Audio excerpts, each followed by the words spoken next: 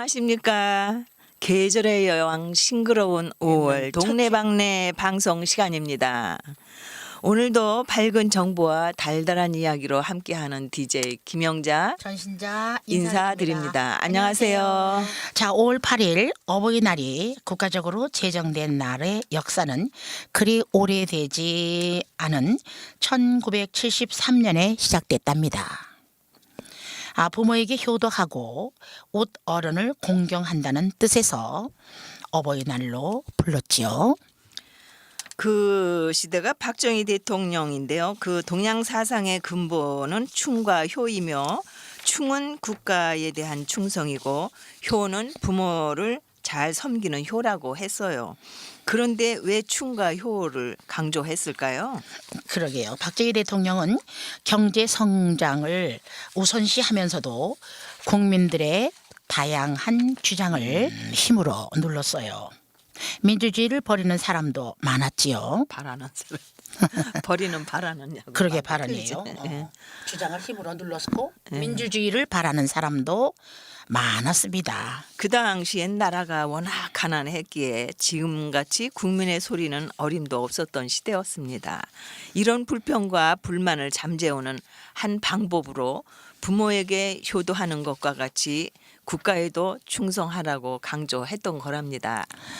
그래요. 역사가 지나니까 모르겠지만 또 나름대로 굉장히 좀 질서를 잘 잡은 면도 있었는데 거리의 담벼락, 집과 빌딩의 문, 학교와 공공서의 꼭대기 층마다 충효라는 글자를 걸었지만은 전통 예절과 생활 예절이란 말을 강조하는 한편 예절의 달을 정해 국민 예절 운동, 또 경로 운동, 가훈 짓기 운동을 벌였다고 합니다.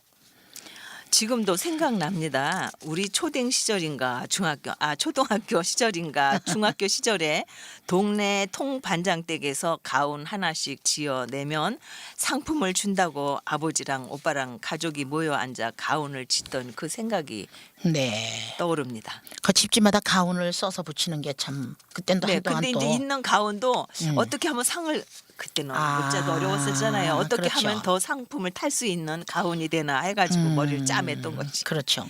지금도 생각이 나네요. 우리 초등 시절인가부터는 또 생각도 나고요. 어버이날은 원래 어버이날이었어요. 어머니 날이었지요. 1955년 8월 국무회의에서 5월 8일을 어머니 날로 정하고 1956년 5월 8일 제1회 어머니날 행사를 치렀습니다. 하지만 이때의 어머니날을 처음으로 기념했던 것은 아니고요.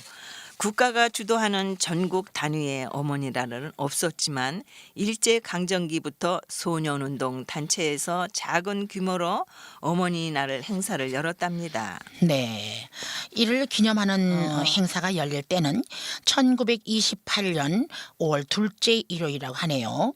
말 그대로 소년 소녀들이 어머니의 고마움을 기리고 위로하는 날이었다고 합니다.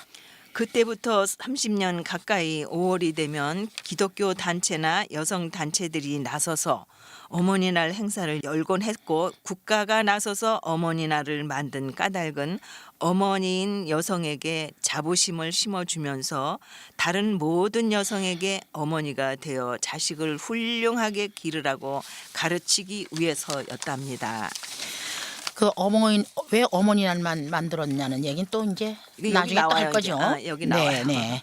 한국 전쟁으로 10만 명 가량의 전쟁고아, 30만 명이 넘는 전쟁 미망인과 그들이 홀몸으로 돌봐야 할 100만 명이 넘는 아이들이며 부상으로 활동 능력을 잃은 아버지들이 생긴 거지요. 그래서 그때부터 이제 홀트 아동복지회가 그렇게 유명해진 거예요. 유명했죠. 이들에 대한 국가의 복지 정책은 지금에 비하면 형편없었지만 그러다 보니 아이들을 기르고 먹여 살리는 일은 여성들이 도맡아야 했답니다. 그러고 보니 우리 집이 효창동에 살았는데 청파동 어느 동네에 모자원이라는 집단 숙소가 있었어요. 그곳이 홀어머니와 아이들이 살 수 있는 곳을 정부에서 마련해준 모자원 앞을 지나다닌 적이 생각납니다. 네. 한참 된 일인데도 기억을 잘 하시네요. 어머니날 행사는 그런 어머니의 책임을 강조하는 방편이었고요. 어머니날에는 기념식과 어머니날 노래, 보급, 카네이션 달기 같은 행사와 함께 장한 어머니로 뽑힌 여성들에게 상장과 상품을 주었답니다.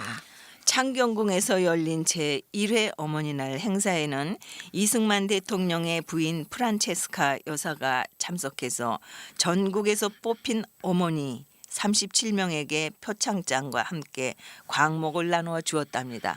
옛날에는 그러니 지금 광목. 이거 광목일이 지금 그 뻣뻣한 그 원단인데 그 당시에 그 광목을 상품으로 줬을 적에는 얼마나 그 물자가 없었으니까 어렵고 얼마나 없는 세월이었어요 그때가. 그러니까 광목이 그나마 그래도 많이 아유, 그럼요. 상품으로 많이 들어간 거겠죠. 장한 어머니들은 혼자서 아이들 교육에 힘쓴 어머니, 한국 전쟁 때 3명 이상의 아들을 군에 보낸 어머니, 10명이 넘는 아이를 낳은 어머니, 3쌍둥이 또는 4쌍둥이를 낳고 기른 어머니, 널리 알려진 운동선수, 음악가, 고시수석, 합격자의 어머니, 여성단체 간부, 고아원 원장 같은 여성들이었다고 합니다. 그때는 한쪽 부모님이 돌아가셨으면 하얀색 카네이션을 살아계시면 빨간색 카네이션을 달았는데요. 요즘은 하얀 카네이션을 가슴에 다른 어머니는 못 보았어요. 보신 적 있으세요? 잘 못 봤네요. 네. 지금은 그 당시보다 훨씬 나라가 부강해지고 물자도 많아졌으니 그 당시 어려운 시절에 충효 사상을 일깨워 어버이날을 국가 지정일로 정해서 장한 어머니 찾느라고 1년에 한 번씩 온 나라가 떠들썩했던 잔치 같은 분위기는 지금도 생각납니다. 나라에서는 10대 청소년들에게 어버이에 대한 자식된 도리로서 효의 개념적 및 실천적 대상은 어버이여야 할 것이며 사회적인 어버이 격인 노인에 대한 실천적인 경로도 그 성별에 따라 차별해서는 안 될 것이라고 교육시켰으며 중요한 문제는 어버이날을 우리나라의 전례적 미풍양속인 효와 경로를 부활케 하는 큰 뜻을 갖는 날로 이어져 오는 데 있을 것입니다. 네. 오늘은 어버이날에 생긴 유래와 신현님들과 꽃피웠는데요. 재미있게 공감하셨기 바라면서 방송 마치겠습니다. 네, 이상으로 동네방네였습니다. 다음에 또 뵙겠습니다. 안녕히 계세요. 감사합니다. 아이고.